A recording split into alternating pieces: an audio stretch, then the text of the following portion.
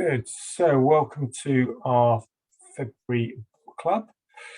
And there's my share screen. There we go. So, this month's book is Deep Work by Newport. So, it's one that's I've heard a lot about. It's been recommended out there. I think it's an international business bestseller when it was sort of released. And so I thought, we've done a lot about time management and trying to get the most out of our time when we're working. So I thought this would be a good one to kick off. So purpose of our book club is to continue that personal development and give us a bit of a goal to read a book and get it done by, but also to be able to then share in our learnings between each other and hopefully benefit from what's in there. So here's our book. So I was interested actually, when you look into the authors, where they come from. Cal's very much in that sort of theoretical sort of branch, Georgetown University professor, and so he's written a few books now. But so very similar to, I would say, Jim Collins. That they've obviously got a lot of time on their hand to do other things. So write books is one of those things they can get on and do. But I think he refers throughout the book to this involves him as well. So he's learned how to get that real deep focus to get certain projects done, books written.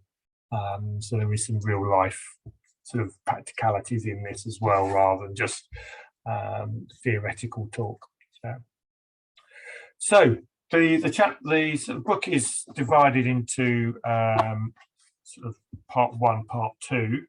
The idea, the rules. So, Andy, what was your sort of take on what deep work is? So, in that sort of first introduction, was it new to you? The phrase is new, but the concept of getting deeply into something. Coming as I do from an engineering background, particularly, if I work on sort of a software task or something like that, then you do need to just get in the zone, and so it's familiar in that sense. Cool. And you, Gary, what's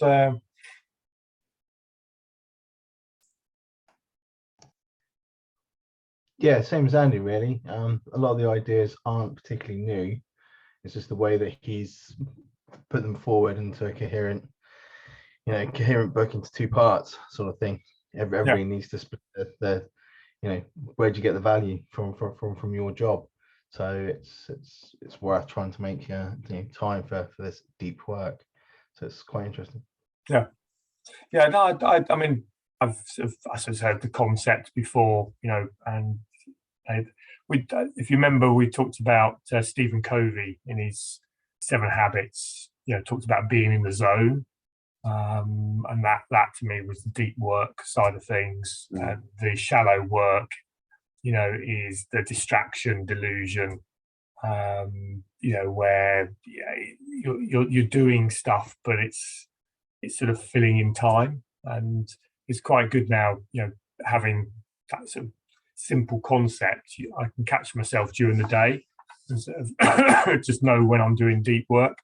So I was doing some business valuations late yesterday, and I was very engrossed in it, head down, and then the phone pings, and suddenly I'm sort of, over there, and then I'm sort of, you're into the school of messages on the phone. I'm like, I've read the book and I'm still bloody well doing it. So it was a case of switch the phone off or put the phone in another room, don't have the emails on, just so that I don't get interrupted. But sometimes the interruption was is quite nice. I found that after an hour, 2 hours of deep work, I sort of craved a bit of a break. So I was more probably more inclined to be distracted after an hour, 2 hours of doing deep work than I would be at the start of doing it. So that sort of that subconscious brain is sort of, you know, gets a bit tired and just wants a bit of an easy distraction. So you either create it yourself and have those sort of, you know, check-ins, or you allow the world to actually interrupt you. So I find I have different types of deep work. I have deep work where, you know, often when I'm trying to solve a problem or something like that, and time will just fly by, and I'll, you know, I won't be struggling to maintain concentration. I just, you know, won't realize the time, and it's just gone. And then I have those things that need to be deep work, and I need to force myself to do. yeah. You know, I don't know, like, you know, going through a legal document or something like that.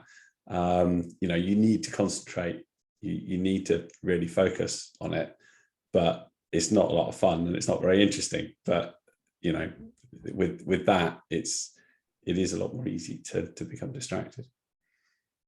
Yeah, I think there's the stuff, say, the deep work where you're enjoying it and you are in the zone, and then there's the must-do work, which takes more cognitive thought process to keep you in that. And you don't want to be doing it. So yeah, any nice shiny bright thing, you're suddenly sort of zapped away. So yeah, the deep work sort of hypothesis then, you know, was this sort of the ability to perform this work, you know, because we sort of need it more and more in today's world, and those people that can do it are probably more valuable to us within our companies. So, you know, team members who can perform, you know, these sort of longer periods of deep concentration, you know, actually are the ones that get the most work done. And you'll see that. I mean, he talks quite a bit about computer programming and sort of your job, but any job which needs cognitive thought process as opposed to physical thought process, you know, it's a skill that is more and more valuable, but probably more and more rare. You know, it's harder to find those, certainly with, you know, the younger generation, the internet, the social media generation seem to lack that ability to focus on one thing without being distracted. So I think it's going to be something that will, you know, be more of a problem, you know, into this sort of, you know, the Gen Z, you know, or millennials into Gen Z. So, and it's something they're going to have to sort of figure out for themselves, because, you know, ultimately that's where it gets rewarding, and other work, shallow work, isn't rewarding, which is probably why people are finding lack of purpose, you know, boredom, switching between jobs, you know, just because they can't find something that's actually valuable to themselves. So that was really sort of, you know, why it was, you know, why it was needed. So, or what it was about. So, why it was important then. So this was sort of page 29, so sort of into that first chapter. So, what stood out for you on this sort of, you know, this deep work is valuable side of things, Gary?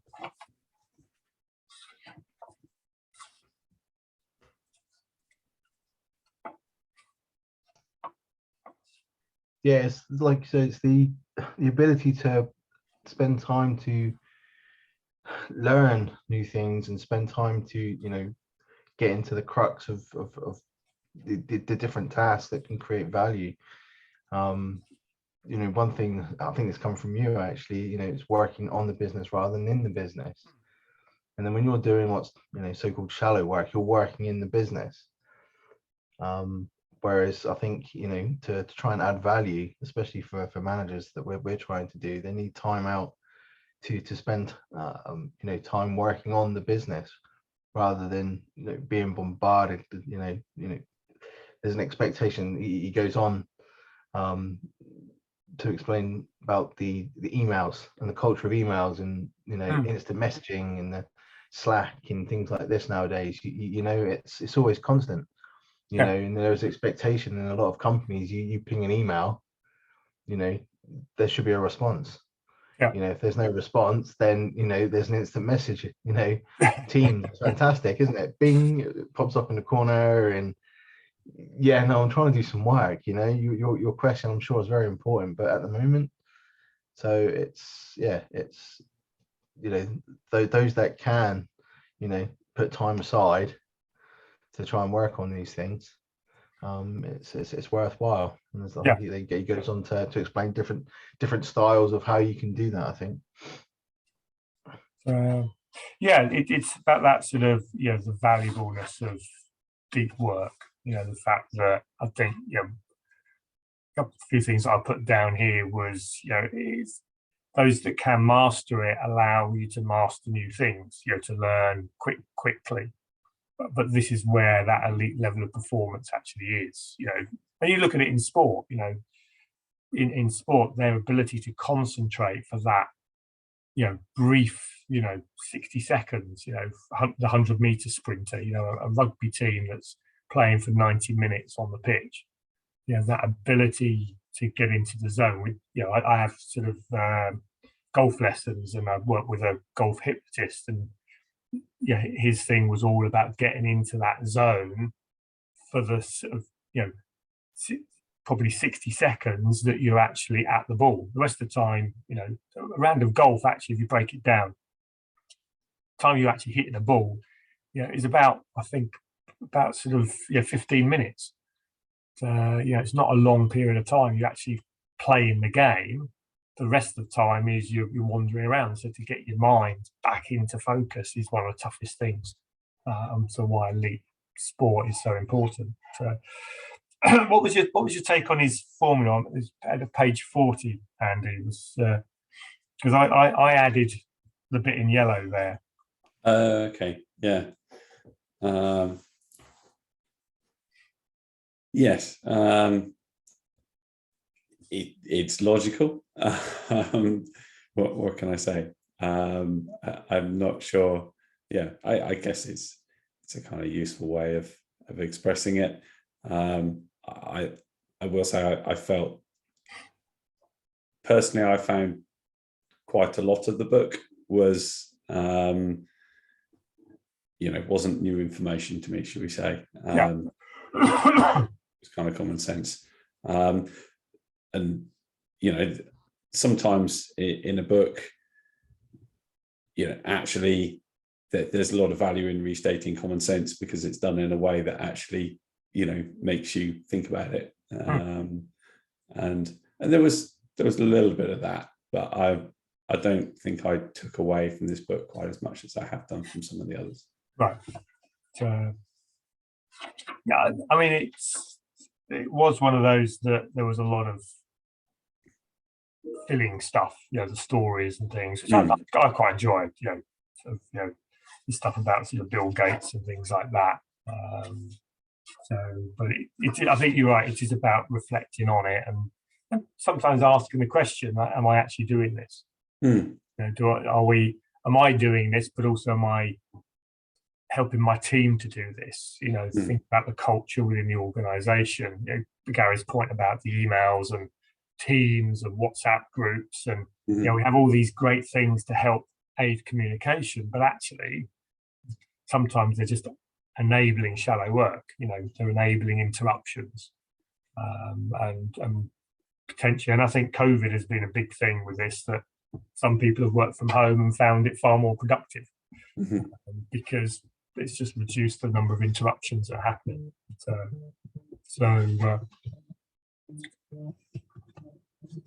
Not expecting that, a person from Belgium. You know,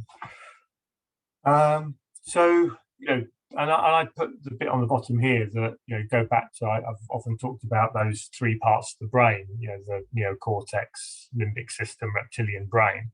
So, you know, growth, performance, relationships is motivation. Well, this is all really to do with that. You know, sort of the growth is learning the skills, the performance is the quality of the work, and the relationships is about being interconnected, and he does talk about this as not being just working on your own. It's an interconnectedness with other people as well, but the right balance. So not too much interruption, but you're still maintaining those relationships. So what did I put here? So I put the Jack Dorsey effect on page 44. So I'll remind myself what Jack Dorsey was all about. That the example of somebody who actually doesn't do very much deep work.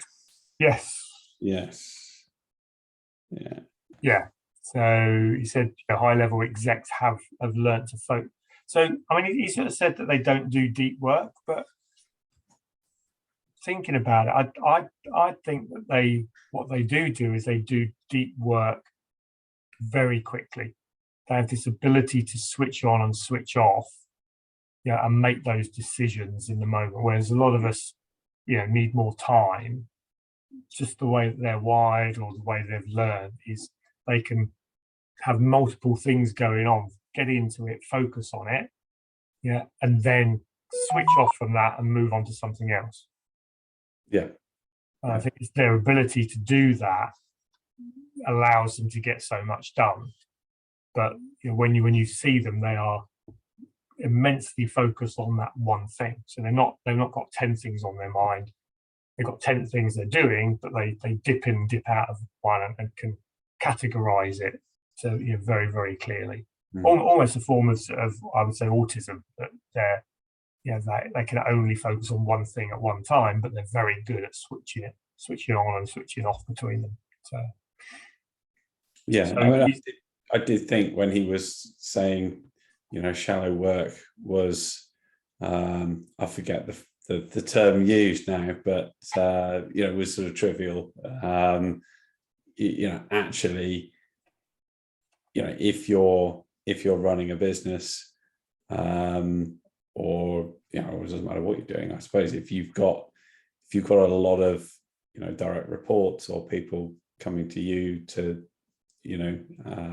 support them in whatever way, and they're coming to you for essentially for answers that are not trivial in nature, strategic decisions or what have you, that sometimes you have to make quite quickly.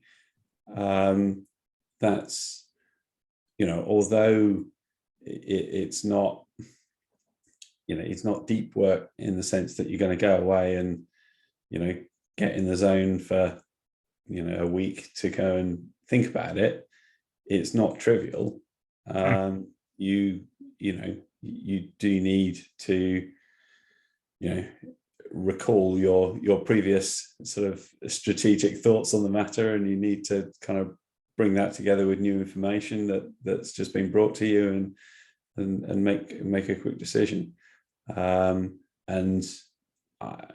I think other than this part of the book, he probably doesn't really acknowledge that too much.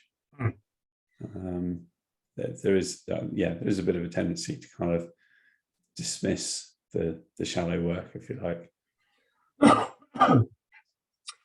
So I think obviously he's got a concept he's got to sort of get across, and I think it's helping those people to get into deep work.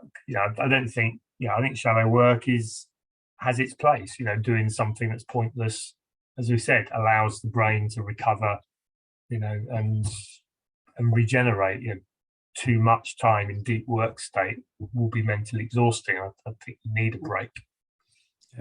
I would just contest that shallow work isn't necessarily pointless. I mean, if he's saying that Jack Dorsey only does shallow work, that's where I think I think he's missed the point on that one. I think Jack Dorsey has a lot of multiple deep work things to do, and he's just very good at jumping between them. So he doesn't need the deep work space. He doesn't need to block out 4 hours to focus on one thing. you know, he's able to dip in and dip out, so he's constantly doing deep work in it's almost like an espresso. He can get in, focus, right, get out, move on. I don't think he's being distracted and doing shallow work. I think often, you know, when you are running big companies or you've got a lot of things to do, it's very difficult to look at any of your work and go, well, any of it's shallow. It's all important. It's all, but I've just got so bloody much of it. How do I cope with it? You know, and I think he's saying, if you've got that, rather than dip in, dip out and never complete anything, book that time in and get one thing done.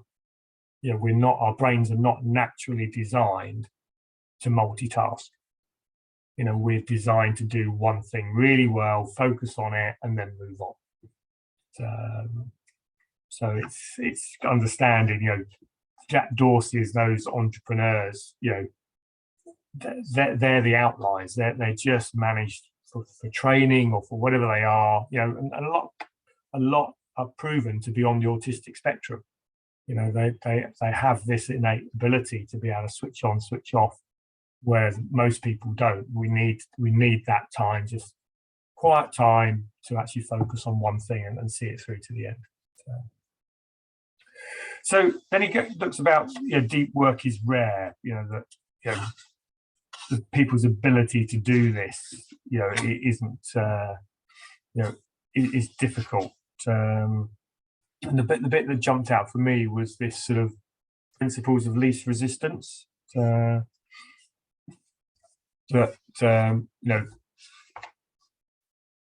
we will always have the tendencies for behaviours that are easy. So Gary, did this sort of ring true for you, or you know, for you or people, you know, people in your team that you've seen this?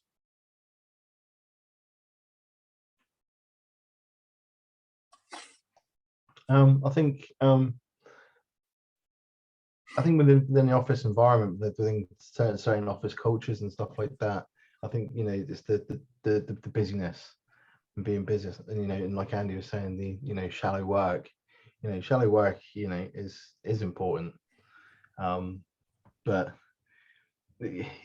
yeah, it's, you know, you go into the office and you think, oh, okay, what do I need to do today? You know, you open up an email and you can bang through 50 emails, you know, within an hour.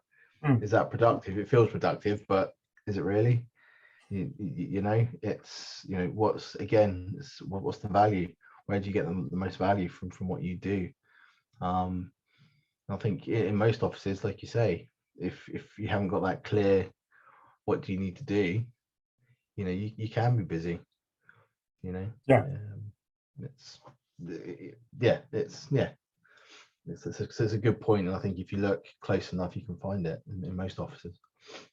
Yeah, and it's often that, you know, what he talks about here is, you know, without that clear feedback or actually clarity around the goal, you know, if people haven't got clear goals, then, you know, shallow work will get in the way, because again, we are programmed to find the easiest route to success.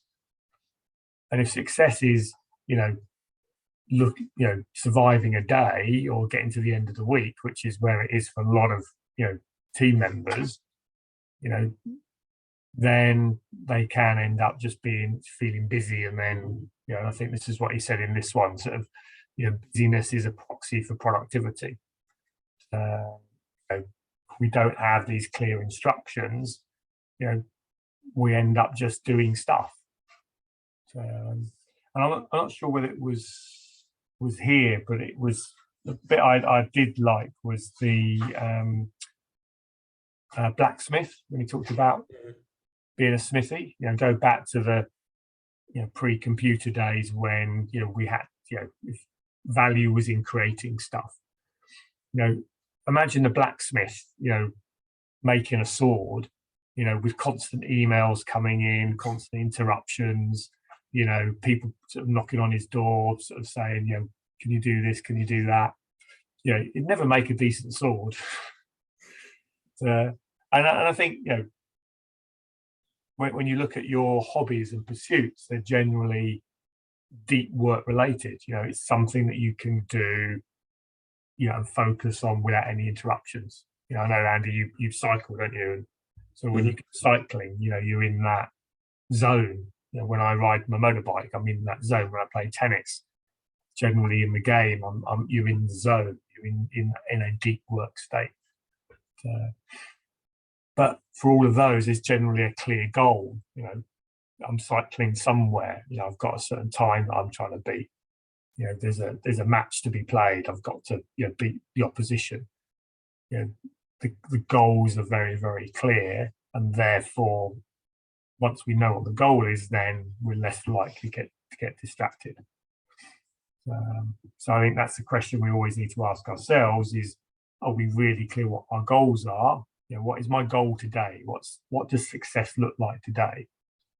Then you can ascertain what's deep. Do I need to go into a deep work state, or how much shallow work do I need to be sort of putting up with?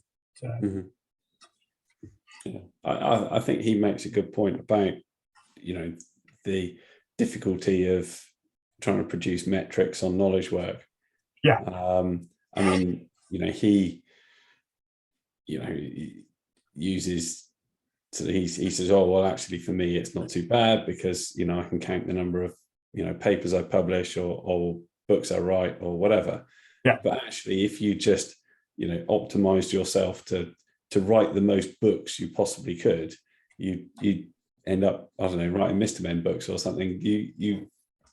What are you trying to achieve? It's you could write a book with 5 pages in it and go, oh yeah, I've done 1,000 books, but it's really tricky.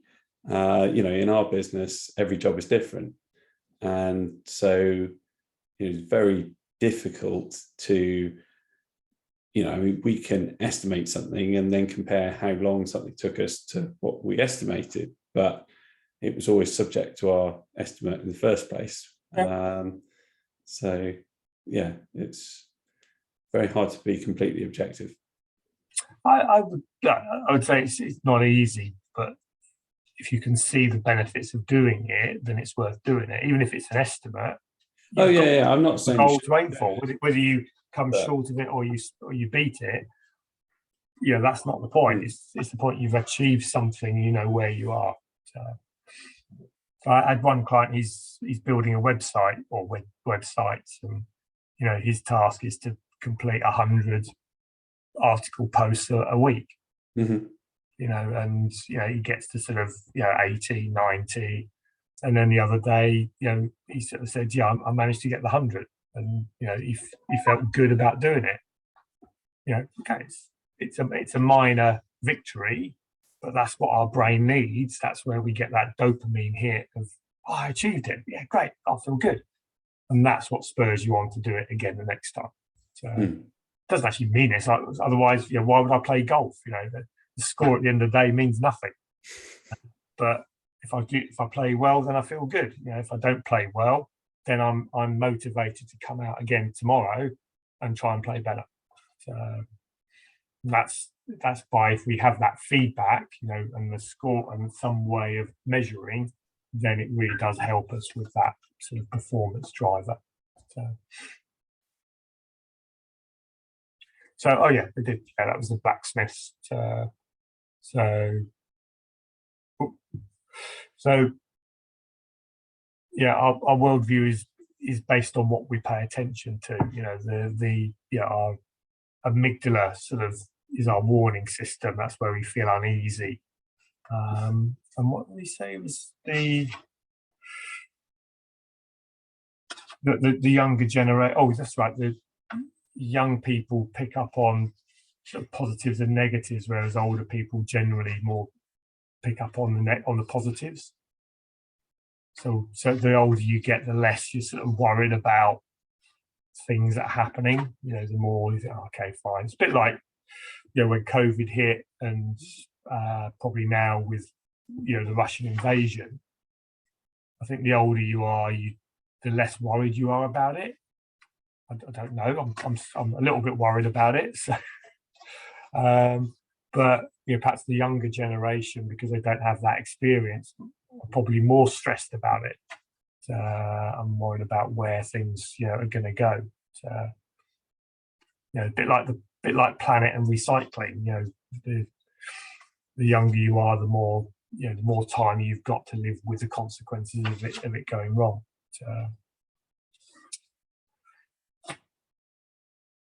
Oh yeah, that was the chapter 3, wasn't it? So Rick Furrier, the blacksmith. So I think we talked about the sort of flow, and so it was interesting, that sort of first statement I found. Gary, did you pick up on that?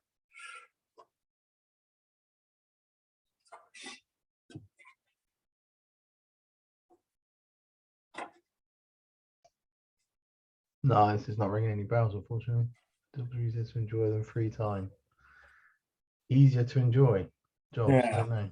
Yeah, I remember that. Taking that at face value. Job's a job. Well, he said it was kind of a subconscious thing, didn't he? Yeah. Yeah. People don't appreciate that they actually enjoy their jobs. But I forget how he measured. Well, it probably wasn't him who measured it, but whoever it was that measured it. I forget how they did it, but they did it in a more objective way, and it turned out that people actually did, get more enjoyment from their jobs than they gave themselves credit for. Yeah, I can believe that.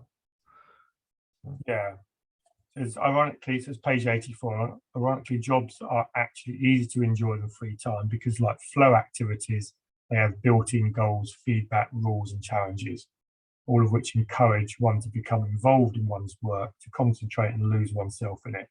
Free time, on the other hand, is unstructured and requires much greater effort to be shaped into something that can be enjoyed.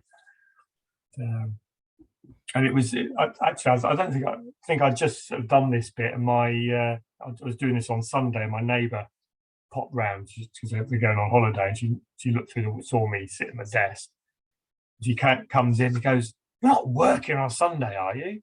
And I said, "Well, I sort of am, but I'm actually doing something I enjoy. I'm in flow. I'm in sort of a state of deep work. So I can't say this is work, although it is work." Yes. So it was like, oh yeah, I sort of, and I personally hate it when I get to a weekend and I've got nothing planned. If I've got, obviously, if you've got kids and things like that, you don't have days like that. But when you don't have that and you've got to create something in there to do, I'm much better if I'm, even if it's like the storm last week, right, I've got to go and put all the fence panels back up. I've got a task to go and do. I've got to cut the lawn. If I've got a task that I can get involved in, then I'm, that is a happy place. I learned that sort of quite a few years ago, was, that state of flow and almost meditation that, if you choose to, you can find flow and meditation in mundane things. As long as there is a goal, there's a sense of completion once you've done it. So I suppose even sitting down and watching a box set in 24 hours, there's a goal of actually, well, I've achieved 24 hours of watching TV. So there must be a sense that they're tapping into that. They're in a state of flow while they're doing it, because deep concentration while they're doing it, and then there's a sense of achievement once it's done.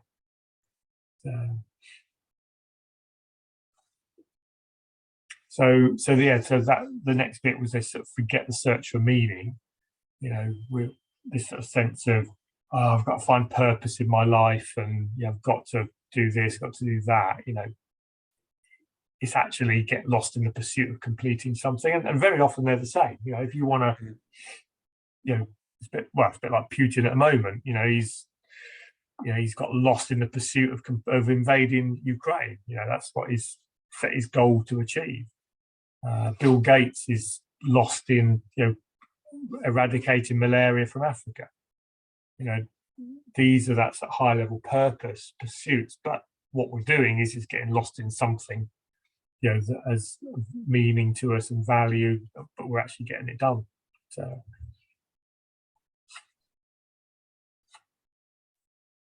And the interesting thing is, the specifics of what you actually do doesn't matter, which is quite an interesting thing. That if you can buy into the goal and you want to achieve it, it doesn't actually matter what you're doing. You can still find that state of flow, that state of happiness to actually to achieve that. There was a good book I read many years ago called The Happiness Hypothesis.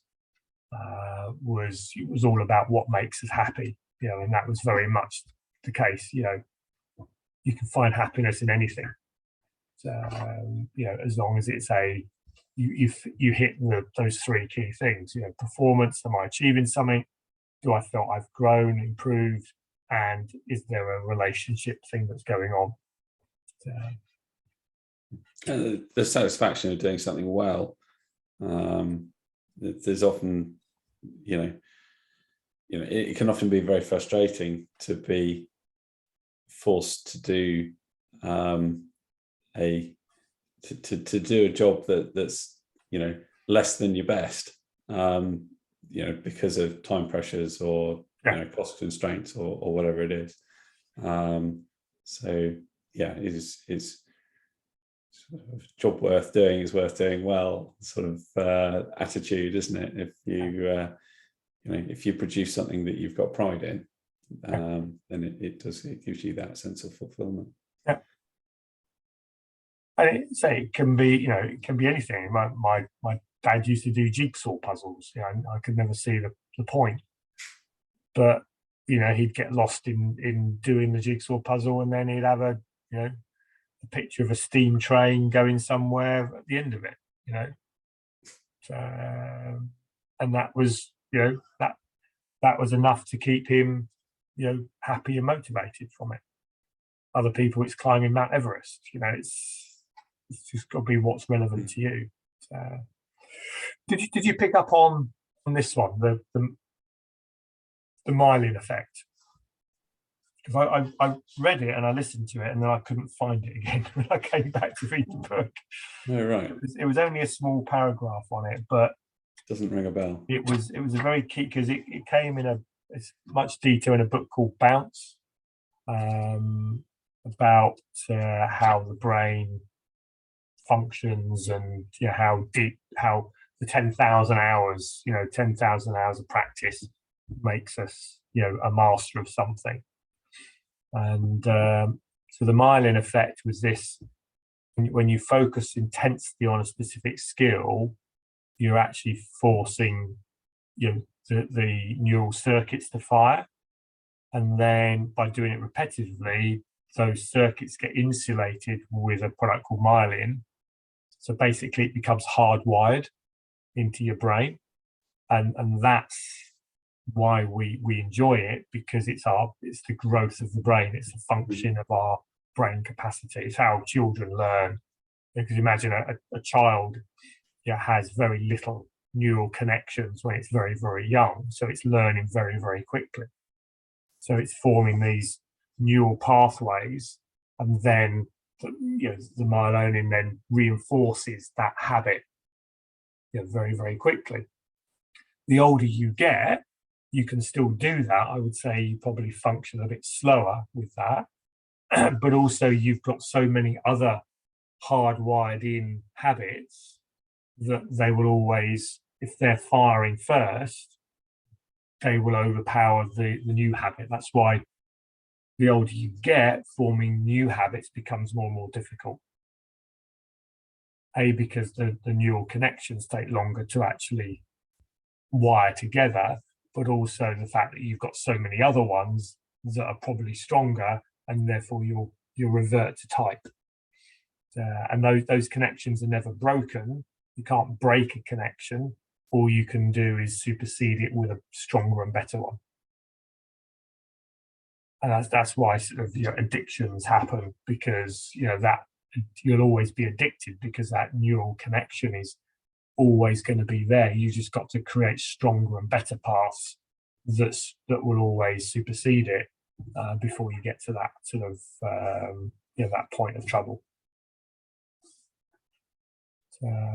So yeah, that's why deep work is important in the learning phase, because you're in that process of wiring your neural connections. So if you're interrupted, you're going to interrupt that neural pathway actually connecting itself.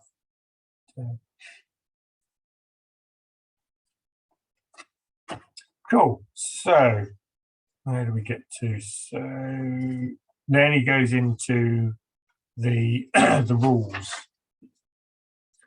So 3 ways to deep work. So rule 1, work deeply. How do we get into deep work? So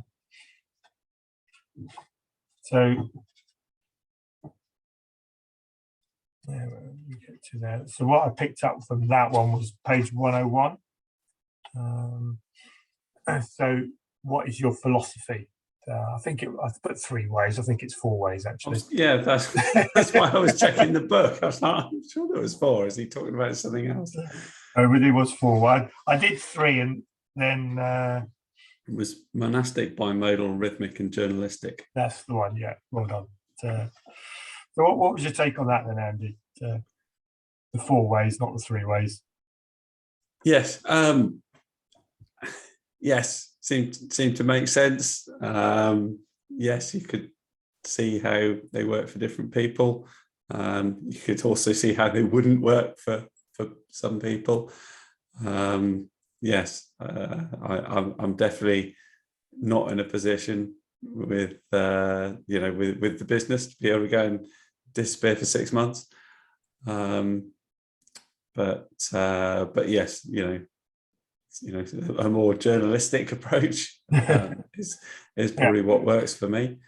And I think because personally speaking, because I've always the sorts of things I'm into, I've always spent quite a bit of time doing deep work of one form or another. Actually, I think I have kind of trained myself to it where I can dip in and out of deep work quite effectively, even if I don't have a week in a secluded cottage or an hour in the middle of the afternoon is fine. Yeah. What about you, Gary? Did one of those hit the spot with you?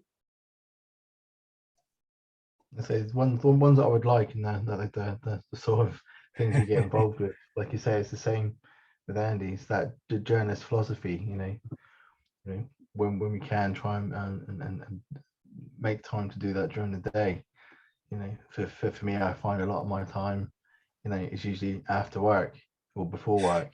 Yeah, we can you can get so much work done when no one's around, and it's maybe it's a bad habit that I've picked up over the years, sort of thing. But I'm quite happy to stay in the office for an extra hour or 90 minutes or so to get something done that I need to get done. It's looking at this and reading the book, the rhythmic philosophy, trying to make time on a daily basis. I'm lucky enough now to have a main office on our floor sort of thing now, so it's a chance to move away, shut the door, crack on what I need to do, and then maybe leave on time for a change. Yeah. But like Andy was saying, I think for a lot of people it's yeah, that'd be nice to have, but yeah, no, I can't do it. And for me, this just basically shouted default diary. I talk in time management about having a diary that compartmentalizes your working week, and you're booking in that journalistic, but also you're picking the rhythmic because should be a repeat task. Bimodal, while you're dividing your time to clearly defined stretches of deep pursuit. So it's an attempt to do all of those those three things there. Monastic is almost like, well, if you can't, then you just got to go and lock yourself in a room somewhere. I've got, say, one client, he's got to that point and he's just booked himself a week's trip to St. Lucia. So he's just buggering off and he's going to stay in a hotel in St. Lucia because, just hasn't got the ability to do that where he sits at the moment. There's too many external factors that are stopping him from getting into that sort of state. So sometimes you just got to look at it and go, okay, what do I need so that I can perform at my best? That's a grand gesture one as well, isn't it? Yeah. Well, it's not. I love the one who was that built almost like a castle in his garden, so he could go and lock himself in it.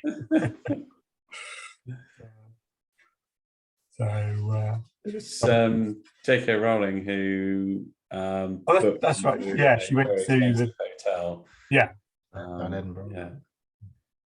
Yeah. And then went there she go there for a day and then stayed there for a week or something. And something like that. Yeah. Initially, it was just, all right, I'll just go there for a day and see how I get on. And then actually, this is good. I'm staying. Yeah. Cool. Good. Must be nice to be able to do that. Again, to me, it always comes back to sacrifice. Anything can be done. It's just what you're willing to sacrifice to do it. How important is it to you? She was willing to sacrifice her family life and all the other things that she would be doing at home. So it's not so much what you focus on doing; it's what you're willing to give up to achieve it, and that's often the biggest. That fear of missing out, the fear of letting people down, the fear of not doing something is generally is always going to be a bigger impact than the pleasure of actually achieving something. But there are some times where you do have to just be really clear. Look, it's only a week. A week in the scale of things isn't a long time. A month in the scale of things isn't a long time. A year in the scale of things isn't a long time.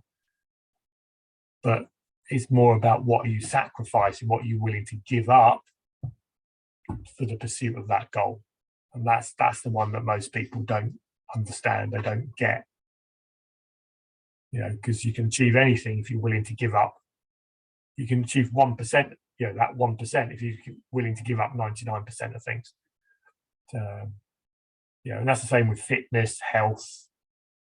Everyone can be fit and healthy if they give up. Sitting around and eating bad food, but who's willing to do that? When I caught Jane stole after dinner, saw her steal a cookie out of the cookie jar, and said, "What are you eating a cookie for?" I said, "Well, you've gone to war, so it doesn't really matter anymore, does it?" We'll all be dead in a week's time, so I may as well have a cookie now. It's like, okay, I can't really argue against that. Apart from the fact that obviously it's not going to happen. Okay, so the ritualizations then. So 118. So this is really about, okay, if you are sort of setting it, where are you going to work? How long? And being really clear, what is it? You've got to create that space. To me, remember the identity iceberg. The environment is the biggest influencer on behavior. So you've got to be really specific with what it is that you're going to actually do. So how will you work? So it's planning it out. It's creating that sort of game plan. So this is a game I'm going to play. I'm going to do it well. So how am I going to achieve that? And then we talked about the grand gestures, which is the J.K. Rowling side of things. So did that sort of make you think of any changes that you could do, or you think we could bring into the company, Andy? What, on the grand gestures side? No, just that whole thing. Just generally. Yeah. We have had a chat as a management team sort of since reading it around structures of meetings and timing of meetings and things like that. But it is an area that we've visited before, and this is, we've had these sort of discussions prior to reading the book. So although we did discuss it again, having read the book, we didn't really come to any new solutions. Essentially, the conclusion we came to previously, which we stuck with, is that actually we just need to encourage individuals to take more proactive ownership of their own calendars, as it were. Yeah. Okay. So, if somebody gets a meeting invite, then feel free to push back on that and say, well, actually, no, that's in a block of focus time for me. Can we do that, in the morning instead, or whatever.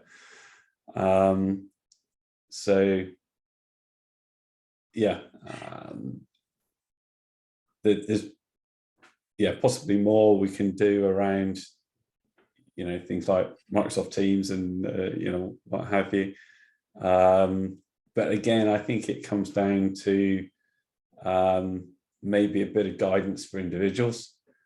I don't,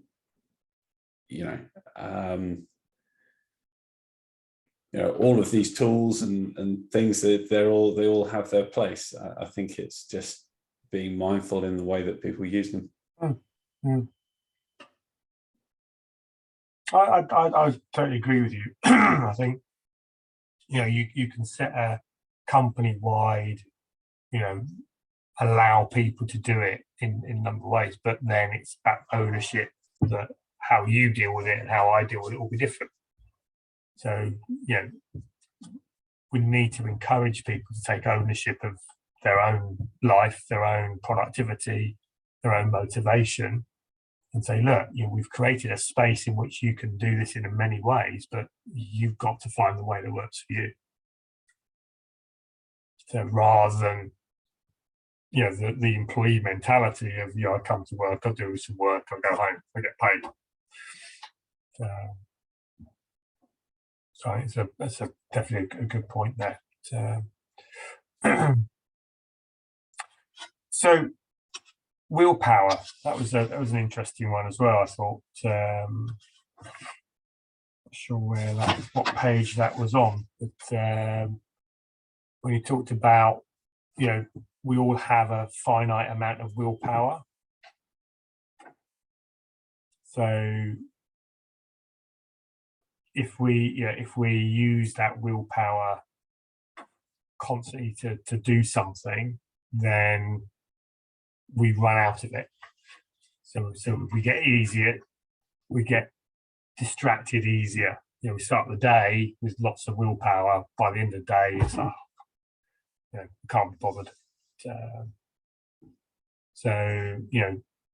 It's bringing those rituals and routines that allow us where we don't have to use willpower to do things. And again, sometimes it's training the people around us, to appreciate that we need that quiet time, that deep workspace, moving our weight self out of the environment.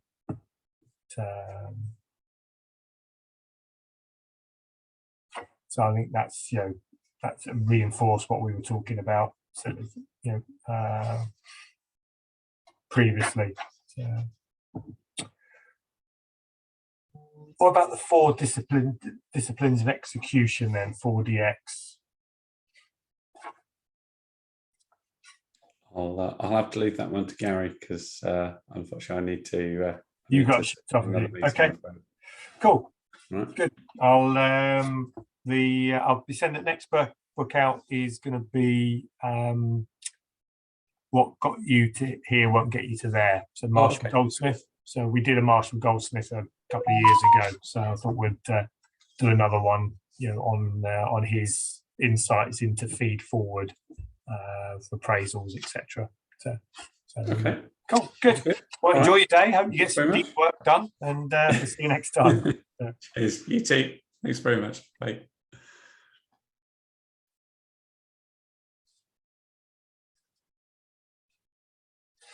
So Gary's, you're on your own, Gary, but I will continue with this one. So hopefully you're listening. So 4 disciplines of execution. So the what versus how.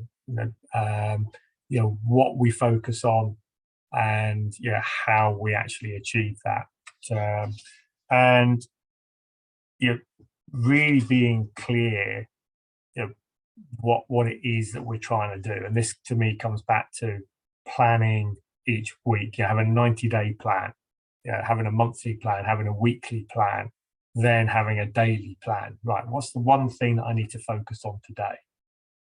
What would success look like today? And we're just not good enough, I think, in a business world to do that. We come into a meeting and then we get sidetracked, the emails, then we go down rabbit holes, we get interrupted, and then it's not until we get to about 5 o'clock and then we come back to the goals that we originally set out.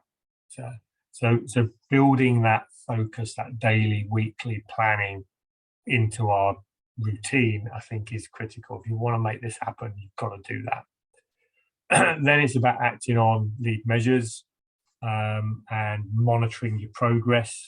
So the leading and lagging key performance indicators. So leading is activity. So have I done the activity I wanted to do? Lagging is the result of that activity.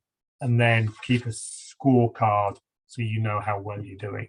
So everything really should be able to be broken down, even into a subjective score, on a scale of 1 to 10, how well did I do? So bring in some form of measurement so you can monitor your progress, and then bring in some accountability. So allow yourself to be held accountable, hold other people accountable. We need accountability. That's why I coach so many people, is because those people need that accountability to say, I said I was going to do this, have you actually done it by that week? That's why we have book club, because it brings in accountability that, look, you said you're going to read a book by the end of the month, and because you've got that to do, then you're generally going to put more effort into actually doing it than if there was no deadline for it. So is anything sort of you picked out from that 4DX, Gary?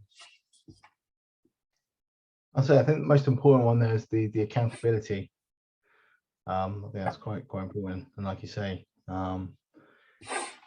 usually you got a manager to answer to, sort of thing. But then since it's your own personal ideas of success as well. Yeah.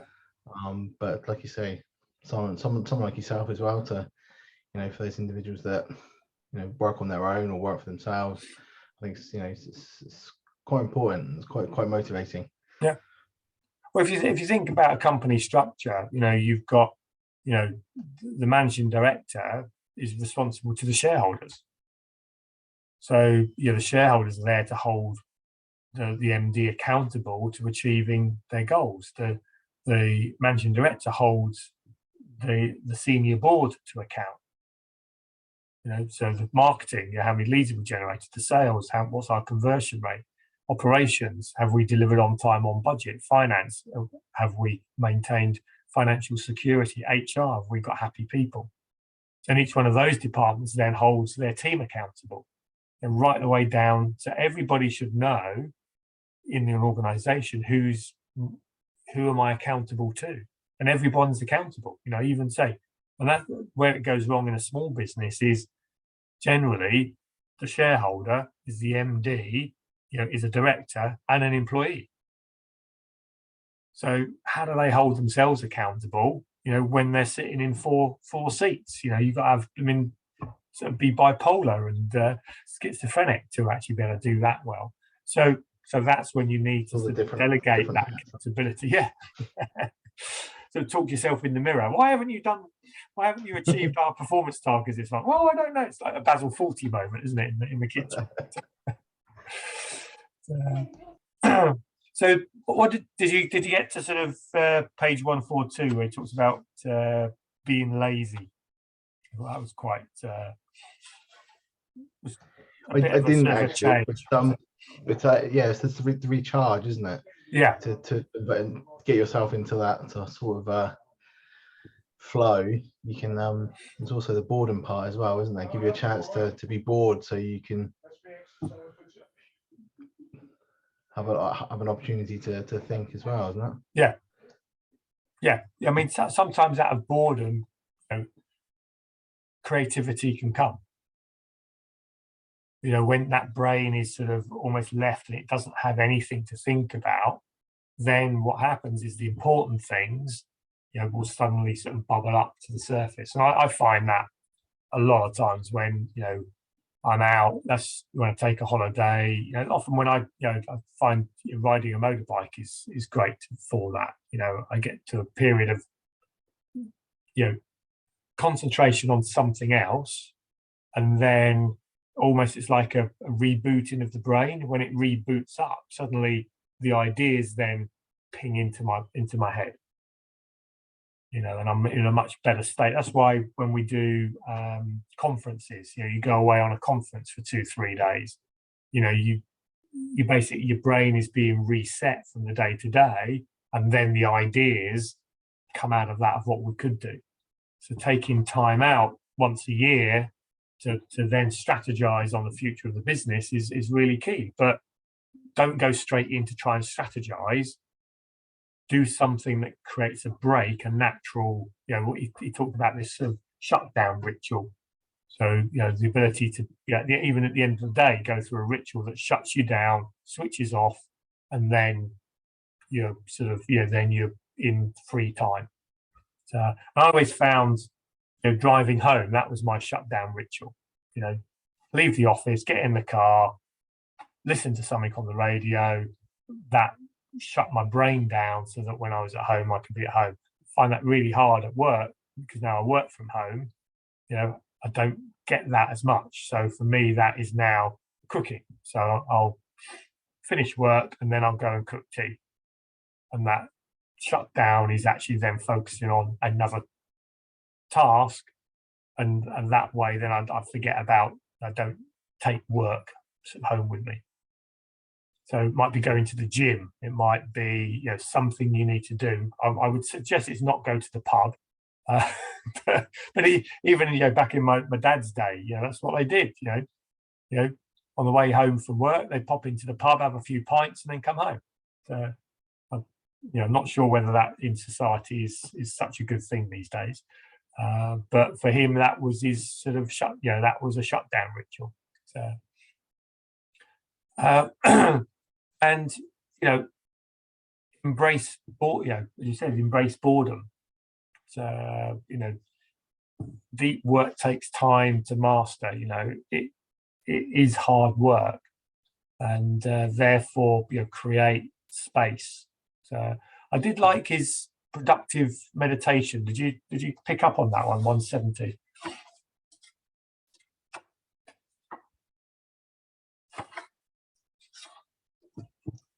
No, sorry, I didn't. No. So that was about so meditation is where, yeah.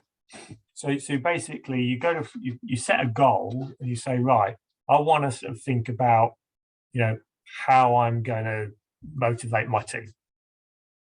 Okay, and then you go for a walk, and then as you're walking, it's just that one thing that you're focusing on. So it's like, so meditation is basically focus on one thing, you're breathing, and shut everything else out. So it's a way to calm the brain, stop all those neural connections firing, and get more centered, you know, and in a deeper state of peace.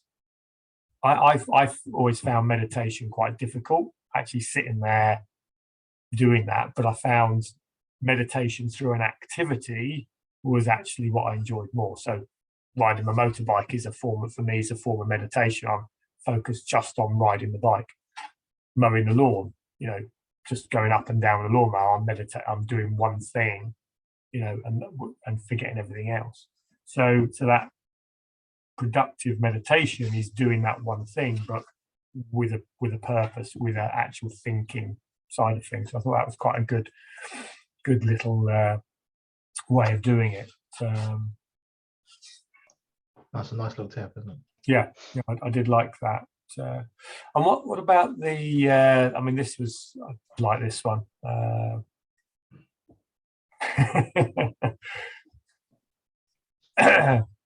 Yeah, quit social media. What was your take on that one? I was gonna say for me personally, it's not a big deal.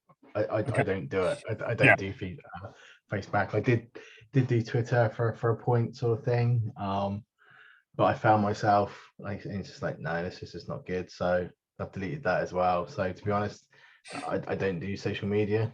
Okay. Which, you know, a lot of people, you know, I've fallen out of friends because I wasn't on Facebook. Yeah. You know, and things like that. So yeah, you're talking to the wrong person about quitting social media. But I can see, like, for a lot of people, you know, it's, you know, the constant scrolling on the phones, you know, and there's always like, oh, young people today, you know, always on their phones. I mean, you go out for dinner and it's everybody. It doesn't matter how old they are. No. You know, it's, you know, and everybody's doing it. And my father-in-law, he's in his 70s. He's the worst for it. Yeah, for the football and the Premier League. Yeah. You know, he's sat there on his phone, sort of thing. And, oh, have you seen this? And you know, it's, there are benefits to social media, but like you say, it can be a time suck. Yeah. So I can believe it. You know, I think, you know, if you want to be productive, then take a step back. I think he was pretty clear in you know what he was saying, that look, you know, what he's saying is you don't have to get rid of it completely, but if you have it, be clear what you want out of it. You know, if you're on your own, the other side of the world, and you want to keep in touch with family, then great. You know, it's a great tool to achieve that. But, you know, just mindless scrolling, you know, and it does it because it sort of acts as like crack cocaine. You know, it gives you that sense of relationship with other people, you know, that you are, you know, that limbic system that craves relationships. It create, you know, you have to end up with FOMO, fear of missing out. Oh, I'm missing out on. Oh, what's that? What's this has happened? What's that happened? And I found that with Facebook. I quit Facebook a couple of years ago, and because I just assessed it and thought, you know, what am I really getting out of this? You know, I'm keeping up with people that I went to school with, and I'm looking into what, you know, people I went to school with years ago that I've not spoken to for 30 years. What they do, is that really important? You know, and I ended up just getting more and more frustrated when I looked at it, that I bailed out and just sort of that. But I still get on my inbox, oh, such and such has posted this on Facebook, and I can still feel myself go, oh, I wonder what they're talking about. So it's there. It's a hard one, but again, it's, you know, it goes back to that: what are you prepared to give up in order to achieve something else? So, so I think it is that question, you know, really question, you know, the last 30 days have been notably better, you know, or notably worse if I hadn't have done Facebook. And I think most of the time the answer is no.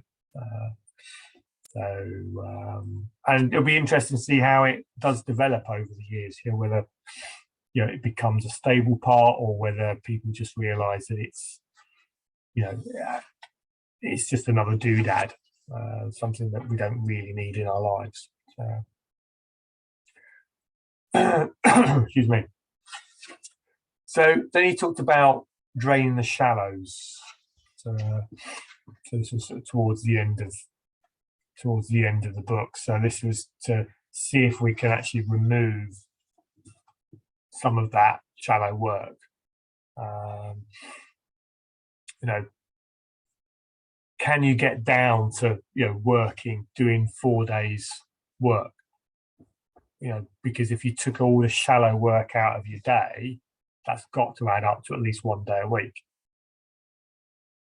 So, you know, is there things that we can do to actually, you know, create that space? So if we could work intensely for 4 days, you know, then could we actually have the 5th day off?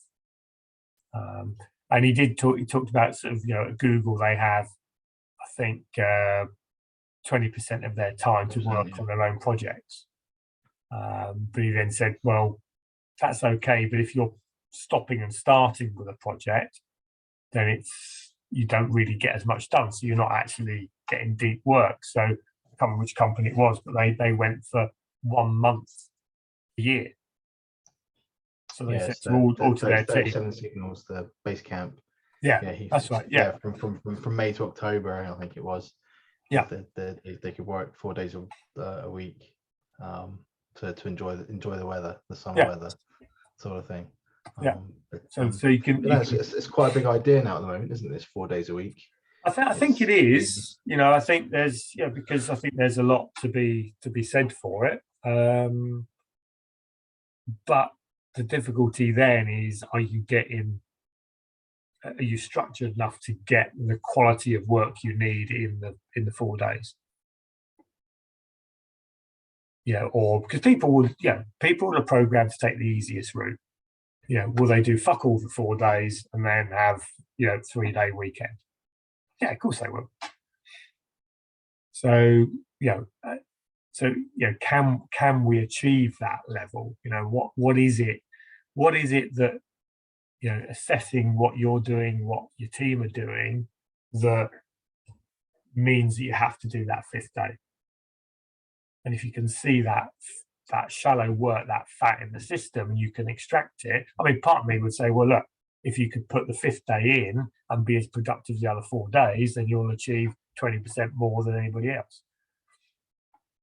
So, and two days off a week is enough. So, and if there's a sense of enjoyment in doing the work, then why would you want another day sitting at home, you know, with, you know, not wondering what you should do? So, but, you know, and I think this is where sense of creativity, you know, could come. You know, you can look at this and say, you know, okay, could we do this? Could it be optional? You know, we pay a 4-day week, but if you do 5 days, we'll pay you extra. So if you want to be earning some more money, then you can earn more money by being more productive. But again, you've got to be able to measure that just to make sure that is actually happening. You've got the systems in place. That's the question, isn't it? Is the productivity? And I think one of the main themes through the book is, like you say, as knowledge workers, you know, how do you calculate that value, that productivity? Yeah. So it's an interesting question. It is hard to measure, but, you know, it doesn't mean you shouldn't ask the question, you know, and see what you can do. Can you set a shallow work budget? You know, sort of set that we accept there is an amount of time that you're going to be doing other jobs.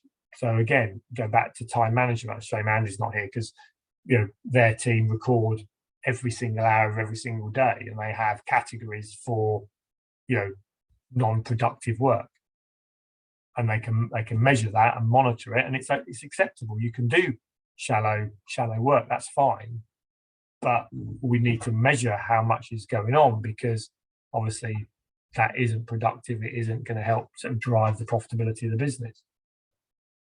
So, and, you know, make it difficult. You know, if interruptions are happening, make it difficult. You know, put filters in place, get people to screen calls, get people to screen your emails, you know, set up autoresponders, you know, put emails into categories, you know, structure, you know, take out, I see too many people with inboxes that are completely full. You know, it's just one big inbox, you know, that's like leaving every single piece of paper that comes into your office on your desk. You know, okay, you might know where things are, but it's just a mess. You know, I've often said about, you know, I work to a 0 inbox. So, you know, my goal at the end of every week is to have nothing in my inbox. The only things that stay in there are actionable items. And basically, if they stay on there for more than a couple of weeks, then they should go, because I'm clearly not that bothered about it. So just delete it. You know, move things into do boxes, you know, and then if you don't look at that to do box, then delete it, because you ain't going to get it done. No, I'm exactly the same. You're preaching to the converted there. Yeah. In inbox zero, like you say, you know, we process a fair few thousand emails a week, sort of thing. But to get to inbox zero, like you say, that's a lot of shallow work. But like you say, it's a big help, because then I know what to focus on. Because like you say, only those items left in your inbox are worth. But again, if people are getting hundreds of emails a day, I'd say, why are you getting 100 emails a day? Are they really, you know, you're really saying that you've got to action 100 emails a day? Then it's not. But 99% of those are, you know, are not helping you perform your role. So you know, be tough. You know, I have multiple boxes that, you know, that it goes into there, and I check once a week, once a month. Okay, I miss the odd thing. You know, sometimes somebody says, I sent you this. Oh, okay, right. But, you know, checking once a month, is it really going to matter if I'm a week late on it? No, because if it's that urgent, they'll ring me anyway or send me another email. Yeah, so the only thing if it's important, they'll get in touch. Yeah. The only thing you shouldn't delete, obviously, is my Monday email, which is really important because it tells you when book club is, and then you turn up at it. So let me listen to all these people that are watching this. Come on the call, because it's it's far more valuable when you're actually here participating. So, good. Any final comments on the book then, Gary? What was your biggest sort of actionable point from this? What are you going to do as a result of reading this book? I think it's like you say, deep work is important. It's where it creates the value for me to do my job. And I think I think with the time blocking, isn't it, and the rhythmic sort of mode of making time for it. Maybe daily is a bit too much, but maybe a couple of times a week, just to block some time out, shut the office door, and work on the things that I know that you know, I will get the most value from.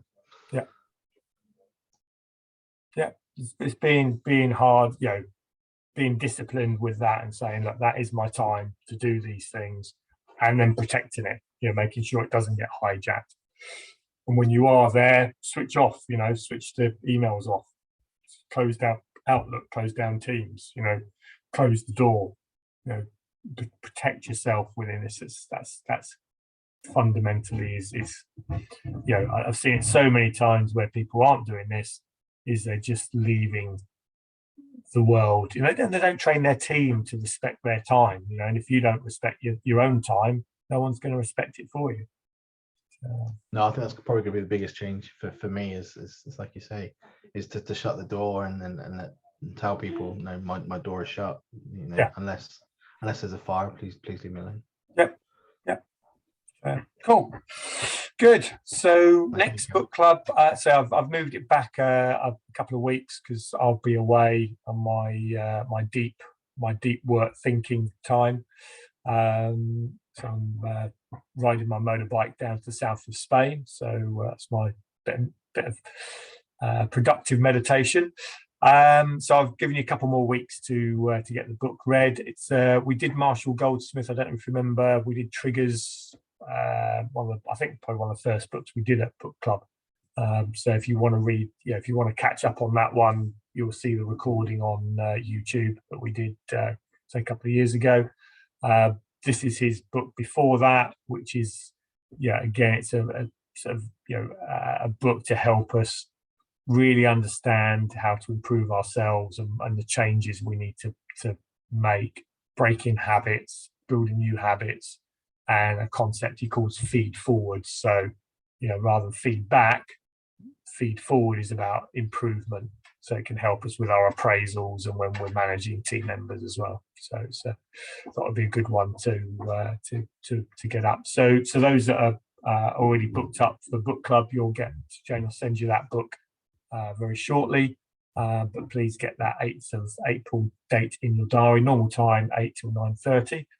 And that's great. So I'll leave you to put all that into action then, Gary, and have a super weekend, and we'll see you next month. So take care. Bye for now. Brilliant. Thanks, Kevin.